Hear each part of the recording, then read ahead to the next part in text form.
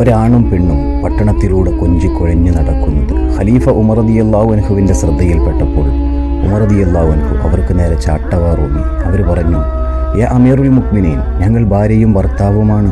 ഉമർ റളിയല്ലാഹു അൻഹു അവരോട് പറഞ്ഞു, അവൾ നിന്റെ ഭാര്യയാണെന്നും നീ അവളുടെ ഭർത്താവാണെന്നും നിങ്ങൾക്ക് മാത്രം അറിയുന്ന സത്യം. നിങ്ങളുടെ കൊഞ്ചലും കുഴയലും സ്നേഹവും ആൾക്കൂട്ടങ്ങളെ കാണിക്കാനുള്ളതല്ല. അത് ബാക്കിയുള്ളവർക്ക് ഹറാമിലേക്കുള്ള ഒരു പ്രചോദനമായേക്കും.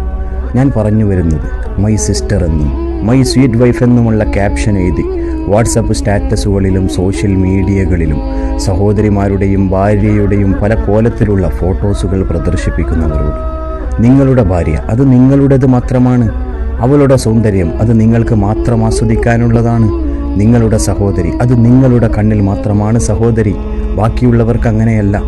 എല്ലാവരും അങ്ങനെ കാണുമെന്ന് നിങ്ങൾക്ക് ഉറപ്പുണ്ടോ?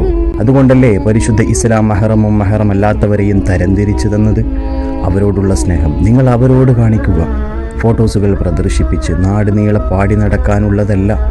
ആരെയോ ബോധിപ്പിക്കാൻ മുഖത്ത് ഇമോജി വെച്ച് മറച്ചുകൊണ്ട് ഫോട്ടോസുകൾ പ്രദർശിപ്പിക്കുന്നവരോട് മുഖമൊഴികെ ബാക്കിയുള്ള ഭാഗങ്ങൾ കണ്ടോളൂ എന്നാണോ നിങ്ങൾ പറയുന്നത്? സ്ത്രീ അവൾ ബഹുമാനിക്കപ്പെടേണ്ടവളാണ്. അവൾ സംരക്ഷിക്കപ്പെടേണ്ടവളാണ്. അവളുടെ സുരക്ഷിതത്വം പുരുഷൻ്റെ കരങ്ങളിലാണ്. അത് തിരിച്ചറിയാതെ പ്രവർത്തിക്കുന്നവരോട് ഖലീഫ ഉമർ റളിയല്ലാഹു അൻഹുവിൻ്റെ ചാട്ടവാർ നിങ്ങൾക്ക് നേരെയും കൂടിയാണ്.